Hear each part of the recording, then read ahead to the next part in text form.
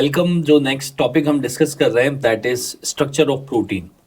देखिए, अगर हम बेसिक स्ट्रक्चर की बात कर रहे हैं तो बेसिक स्ट्रक्चर ये होता है कि a chain of amino acid is referred as protein. जब हम एक चेन ऑफ अमीनो एसिड बनाते हैं, अमीनो एसिड को स्पेसिफिक सीक्वेंस में अरेंज करके, तो उसके बीच में जो बॉन्ड बनाना होता है that is the peptide bond.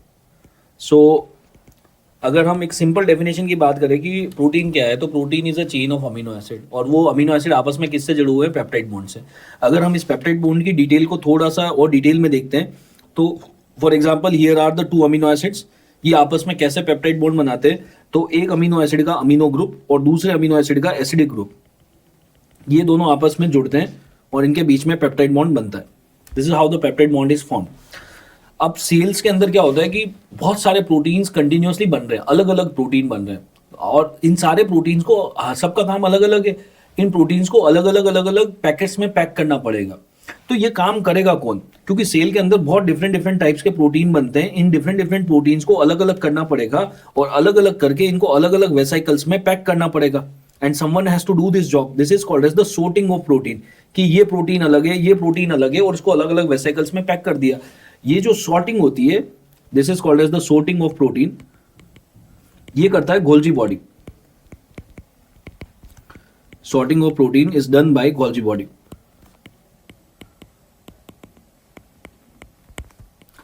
जब हम प्रोटीन स्ट्रक्चर्स की बात करते हैं तो प्रोटीन के जो स्ट्रक्चर्स होते हैं, जब हम एक्सरे क्रिस्टलोग्राफी करते हैं तो प्रोटीन के स्ट्रक्चर अलग अलग दिखते हैं। सो प्रोटीन के जो स्ट्रक्चर्स होते हैं they are basically of four types: primary structure, secondary, tertiary and quaternary structure. और ये कैसे हम देखते हैं, कौन सी टेक्निक यूज करते हैं? X ray crystallography. एक्सरे क्रिस्टलोग्राफी करके हम ये पता लगाते हैं कि कौन सा स्ट्रक्चर का प्रोटीन है, प्राइमरी है, सेकेंडरी, टर्शियरी, क्वाटरनरी है। इसके अंदर मैं आपको एक सिंपल बेसिक कॉन्सेप्ट ये समझा देता हूं कि प्राइमरी से क्वाटरनरी की तरफ जब जा रहे हैं तो स्ट्रक्चर की कॉम्प्लेक्सिटी बढ़ रही है। प्राइमरी स्ट्रक्चर बहुत ही सिंपल स्ट्रक्चर है, सेकेंडरी थोड़ा सा ज्यादा कॉम्प्लेक्स है, टर्शियरी उससे ज्यादा है, और क्वाटरनरी सबसे कॉम्प्लेक्स स्ट्रक्चर है। So let's start with the primary structure. Primary structure में कुछ भी नहीं होगा, it's going to be a chain of amino acid, और उसके बीच में जो बॉन्ड होगा पेप्टाइड बॉन्ड होगा। सो primary structure contains only and only the peptide bond। एक ही तरीके के बॉन्ड होता है पेप्टाइड बॉन्ड, और ये जो पेप्टाइड बॉन्ड होते हैं ये बहुत ही स्ट्रांग होते हैं। So in other words I can say that primary structure is a very strong structure. Primary structure जो होता है, because it is containing only the strong bonds, so primary structure is a very strong structure. बात करते हैं हम secondary structure की। Secondary structure जो होंगे इसके अंदर पेप्टाइड बॉन्ड तो होता ही होता है, साथ में ये वो प्रोटीन्स होते हैं जिसके अंदर नॉन पेप्टाइड बॉन्ड्स भी होते हैं। नॉन पेप्टाइड बॉन्ड जैसे कि hydrogen bond, van der Waal bond, electrostatic bond, कुछ इस तरीके के बॉन्ड, वांडरवाल बॉन्ड। सो अगर किसी प्रोटीन में पेप्टाइड बॉन्ड भी है और नॉन पेप्टाइड बॉन्ड भी है, दोनों साथ में आ रहे हैं, तो उसको हम बोल देते हैं सेकेंडरी स्ट्रक्चर। सेकेंडरी स्ट्रक्चर जो होता है वो दो टाइप का होता है। एक होता है अल्फा हेलिक्स, दूसरा है beta pleated sheet. Alpha helix and beta pleated sheet. Alpha helix में क्या होता है कि अल्फा हेलिक्स में there is going to be a single chain of amino acid, और ये जो चेन ऑफ अमीनो एसिड होता है, अगर मान लीजिए ये सारे अमीनो एसिड्स हैं, इनके बीच का जो बॉन्ड है that is the peptide bond. So if we take a single chain और उसको डीएनए की तरह कुछ इस तरीके से हेलिकल स्ट्रक्चर में ले लेते हैं, और ये जो अमीनो एसिड्स हैं इनके बीच में कहीं कहीं पे हम नॉन पेप्टाइड बॉन्ड्स बना देते हैं। So here you can see these are the non peptide bonds. So peptide bond भी आ रहा है, नॉन पेप्टाइड बॉन्ड भी आ रहा है, और अगर पेप्टाइड नॉन पेप्टाइड बॉन्ड दोनों आ जाते हैं it is going towards secondary structure. तो अल्फा हेलिक्स में क्या होता है कि एक ही चेन होती है और उसको कुछ डीएनए की हेलिक्स की तरह अरेंज करके स्ट्रक्चर बनाया जाता है। बीटा प्लीटेड शीट में क्या होता है कि we are going to have more than one chains of amino acid. एक से ज्यादा चेन होती है अमीनो एसिड्स की। इनके जो चेन ऑफ अमीनो एसिड है ये तो पेप्टाइड बॉन्ड हो गया, अमीनो एसिड्स के बीच में जो आ रहा है that is the peptide bond. But ये जो मल्टीपल चेन है इनको बीच बीच में से जोड़ दिया जाता है with the help of the non peptide bonds, कुछ इस तरीके से। So here again you can see the peptide as well as the non peptide bond. So अगर एक ही चेन में पेप्टाइड नॉन पेप्टाइड बॉन्ड बन रहा है और हेलिकल स्ट्रक्चर बन रहा है उसको हम बोलते हैं अल्फा हेलिक्स, और अगर मोर देन वन चेन है और उनके बीच में हम नॉन पेप्टाइड बॉन्ड बना रहे हैं और एक शीट जैसा स्ट्रक्चर बना रहे हैं बहुत ही बड़ा, that is called as the beta pleated sheet. If you talk about the shape, alpha helix तो हेलिकल शेप का है डीएनए के जैसा, लेकिन आप बीटा प्लीटेड शीट का स्ट्रक्चर देखो, बीटा प्लीटेड शीट कुछ इस तरीके से है, zigzag पैटर्न है, beta pleated sheet is having the zigzag pattern, so it has the zigzag pattern. अगर स्टेबिलिटी वाइज बात करें, अल्फा हेलिक्स जो होता है वो ज्यादा स्टेबल है, क्योंकि ये ज्यादा स्टेबल है so it is found more in the body, the quantity wise is also more. Beta pleated sheet थोड़ा सा कम स्टेबल होता है, so it is found relatively less, क्योंकि अल्फा हेलिक्स में एक ही चेन के अंदर आपने वापस से बॉन्ड बना दिया, तो इसको हम बोलते हैं intra chain linkage. Intra chain, एक ही चेन के अंदर वापस से बॉन्ड है, जबकि बीटा प्लीटेड शीट में एक से ज्यादा चेन है और उसके अंदर बॉन्ड बन रहे हैं, सो इसको बोलते हैं हम इंटरचेन लिंकेज। इंट्राचेन, इंटरचेन, इंट्राचेन जो लिंकेज होता है, इंट्राचेन लिंकेज का एग्जांपल हो जाता है, मतलब कि अल्फा हेलिक्स जो स्ट्रक्चर है, जो प्रोटीन अल्फा हेलिक्स स्ट्रक्चर में मिलता है, जैसे कि हीमोग्लोबिन। हीमोग्लोबिन में ये जो ग्लोबिन पार्ट होता है, this is the protein part, ये ग्लोबिन जो होता है ये अल्फा हेलिक्स फॉर्म में मिलता है, अल्फा हेलिक्स में मिलता है। जब हम बात करते हैं बीटा प्लीटेड शीट की, तो बीटा प्लीटेड शीट के फॉर्म में कौन सा प्रोटीन मिलता है? It is carbonic anhydrase.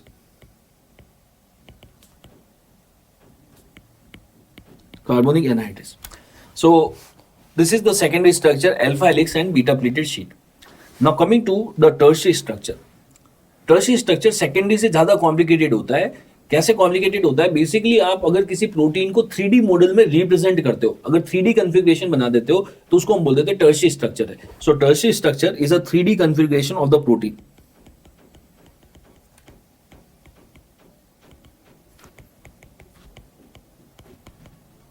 3D configuration of protein is called as the tertiary structure. Now, हर एक प्रोटीन का एक स्पेसिफिक फंक्शन होता है। प्रोटीन मतलब आपको पता है चेन ऑफ अमीनो एसिड, हर एक प्रोटीन का एक स्पेसिफिक फंक्शन होता है। Now for example let's say इस प्रोटीन का भी कुछ स्पेसिफिक फंक्शन होगा, लेकिन ऐसा नहीं है कि वो पूरा का पूरा प्रोटीन चाहिए ही चाहिए होता है हमें वो फंक्शन करने के लिए। हर प्रोटीन में एक बहुत ही इंपॉर्टेंट एरिया होता है जो मेनली सारे फंक्शंस कर रहा होता है। There is one very important area which is mainly doing all the function, और ये जो एरिया होता है, ये जो एरिया होता है इसको हम बोलते हैं डोमेन। सो बेसिकली हर एक प्रोटीन में एक सेगमेंट ऑफ द प्रोटीन होता है which is doing all the function, जिसको हम बोलते हैं डोमेन। डोमेन का मतलब क्या है? डोमेन का मतलब है is a segment of protein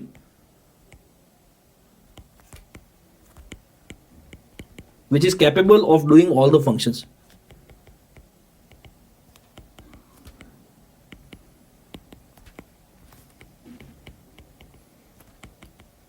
Which is capable of doing the function. और या फिर हम इसको इस तरीके से बोल देते हैं, डोमेन क्या है? डोमेन वो एरिया है जो प्रोटीन का बेसिकली एक्टिव एरिया है, वो सारे काम कर रहा है। और ये डोमेन हमें देखने को मिलता है जब हम टर्शियरी स्ट्रक्चर बनाते हैं। हर एक प्रोटीन का एक फंक्शन होता है। अब मेरे को ये पता करना है कि इस प्रोटीन में वो डोमेन कहां पे है, तो मेरे को उसका टर्शियरी स्ट्रक्चर बनाना पड़ेगा। जब मैं उसका टर्शियरी स्ट्रक्चर बनाऊंगा तो वो डोमेन हाईलाइट होकर अलग ही दिखेगा कि अच्छा ये डोमेन है और ये जो है इसका मेन फंक्शनल पार्ट है। जैसे कि आप मान लीजिए लैक्टेट डिहाइड्रोजनेज। लैक्टेट डिहाइड्रोजनेज एक प्रोटीन है, सारे एंजाइम प्रोटीन होते हैं, तो लैक्टेट डिहाइड्रोजनेज एक प्रोटीन है और ये एक स्पेसिफिक रिएक्शन करवाता है। लैक्टेट डिहाइड्रोजनेज अपनी स्पेसिफिक रिएक्शन कराता है, ये इसका फंक्शन है।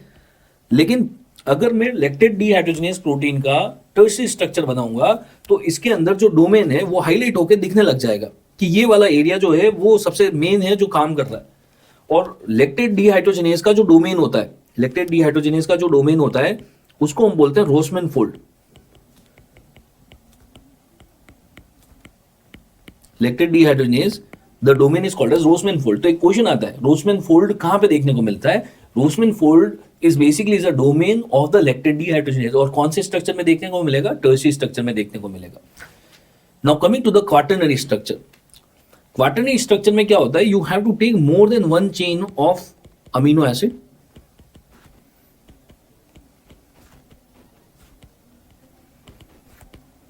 मोर than one chain of amino acid, यहां पे एक चेन है, ये एक और चेन है, you can see more than one chain of amino acid.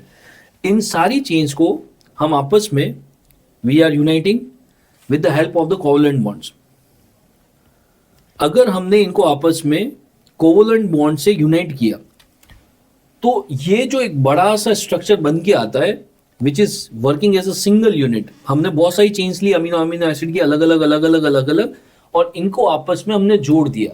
जब इन्होंने आपस में इसको जोड़ा, it is now this entire unit is used as a functional protein, it is a functional working protein, that is called as quaternary structure. Quaternary structure इतना important नहीं है क्योंकि ये बहुत ही कॉम्प्लेक्स होता है, इसको यहां से ऐसे डायग्राम से ड्रॉ करके समझाना तो बहुत ही मुश्किल है। तो टर्शियरी स्ट्रक्चर तो क्या हो गया, 3D मॉडल हो गया। क्वाटरनरी स्ट्रक्चर में क्या होगा कि बहुत सारी चेंज होगी जिसको हम आपस में कोवलेंट बॉन्ड से जोड़ेंगे और जोड़ने के बाद में एक फंक्शनल यूनिट बनती है, उसको हमने बोल दिया क्वाटरनरी प्रोटीन है, क्वाटरनरी प्रोटीन है। तो अभी तक हमने 4 स्ट्रक्चर पढ़े, primary, secondary, tertiary, quaternary. Primary तो सिंपल, सबसे सिंपलेस्ट स्ट्रक्चर था, उसके अंदर केवल और केवल पेप्टाइड बॉन्ड थे। फिर हमने बात की थी सेकेंडरी की, जिसके अंदर पेप्टाइड और नॉन पेप्टाइड भी थे, हेलिकल भी हो सकता है, बीटा प्लीटेड शीट के फॉर्म में भी हो सकता है। फिर हमने बात की थी 3D मॉडल की, 3D मॉडल में हमारे को डोमेन्स देखने को मिल जाते हैं और क्वाटरनरी स्ट्रक्चर सबसे कॉम्प्लेक्स स्ट्रक्चर होता है। नाउ जब हमारे को ये सारी चीजें समझ में आ गई, अब इस प्रोटीन स्ट्रक्चर से रिलेटेड 2-3 टर्मिनोलॉजी और है जो हमें समझनी है, जैसे कि turn, bend and loop. What is turn and band और व्हाट इज लूप? सी, मान लीजिए आपने एक प्रोटीन लिया और वो जो प्रोटीन है वो अभी सेकेंडरी स्ट्रक्चर में है, मतलब कि से for example alpha helix form में। आपने एक और प्रोटीन लिया, वो भी सेकेंडरी स्ट्रक्चर में है, मतलब कि वो भी अल्फा हेलिक्स फॉर्म में। सो बेसिकली आपने 2 प्रोटीन ले लिए और दोनों अभी अल्फा हेलिक्स फॉर्म में। Here you can see the alpha helix और इनके बीच में you can see the bonds, the peptide and the non peptide bond. अब मैं आपको एक टास्क देता हूं कि ये जो 2 सेकेंडरी प्रोटीन है इनको आपस में जोड़ना है। इन दोनों प्रोटीन को आपस में जोड़ने के 2 तरीके हो सकते हैं। या तो आप क्या करो, एक short chain of amino acid ले लो, एक छोटा सा चेन ले लो अमीनो एसिड का। With the help of this short chain of amino acid you are going to unite these 2 secondary structure. या फिर अगर मैं आपको बोलता हूं कि वापस से वही सेम एक्सपेरिमेंट कर रहे हैं, हमने 2 प्रोटीन लिए which are in the secondary structure means alpha helix form में, और मैं इनको बोल रहा हूं कि आपको इन दोनों को आपस में जोड़ना है। Here are the alpha helix form, इन दोनों को आपस में जोड़ना है। Instead of taking a short chain of amino acid, आप ऐसा भी कर सकते थे, you would have taken a very long chain of amino acid. आप एक बहुत लंबी चेन ले लेते अमीनो एसिड की और इन दोनों को आपस में जोड़ देते। So how we are joining the 2 secondary structure, उसके बेसिस पे हमारे पास 2 टर्मिनोलॉजी आती है, turn, bend and loop. What is turn and bend? Turn and bend का मतलब होता है ये जो short chain of amino acid है, this short chain of amino acid which is joining these 2 secondary structure, इसको हम बोलते हैं turn and bend. So turn and bend is a short chain of amino acid which joins 2 secondary structure.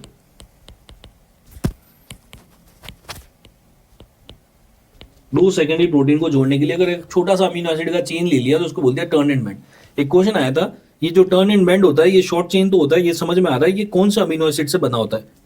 Turn और bend में कौन सा amino acid होते हैं? Turn and bend are mainly made up of proline and glycine.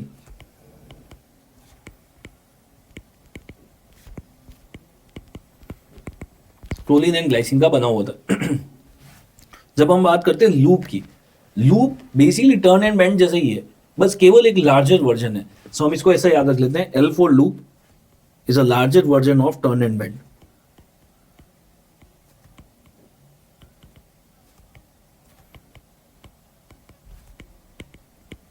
Larger version of turn and bend मतलब कि to join the 2 secondary structure, if you take a long chain of amino acid, आपने एक बहुत बड़ी chain ली और आपस में जोड़ा तो उसको बोल दिया लूप। छोटी सी चेन से जोड़ा तो टर्न एंड बेंड।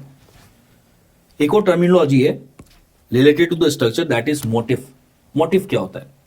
तो हमने बोला कि कुछ प्रोटीन जो होते हैं सेकेंडरी स्ट्रक्चर में दिखते हैं, कुछ टर्शियरी में दिखते हैं।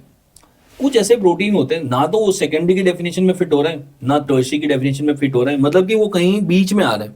कुछ ऐसे प्रोटीन होते हैं ना तो वो सेकेंडरी की डेफिनेशन में फिट हो रहे हैं ना उनका स्ट्रक्चर टर्शियरी की डेफिनेशन में फिट हो रहा है। इसको हम बोलते हैं, ये जो स्ट्रक्चर होता है इसको हम बोलते हैं सुप्रा सेकेंडरी स्ट्रक्चर।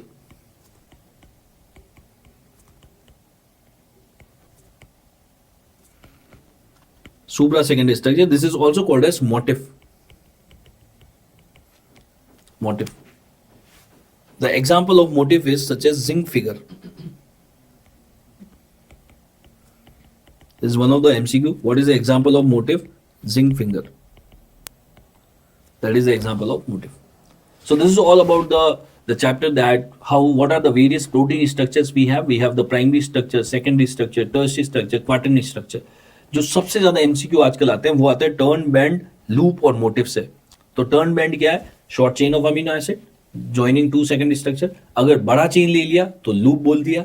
और व्हाट इज मोटिफ? सेकेंडरी और टर्शियरी के बीच का जो स्ट्रक्चर उसको हम बोलते हैं मोटिफ। मोटिफ का दूसरा नाम हो जाता है supra secondary structure, right? Thank you.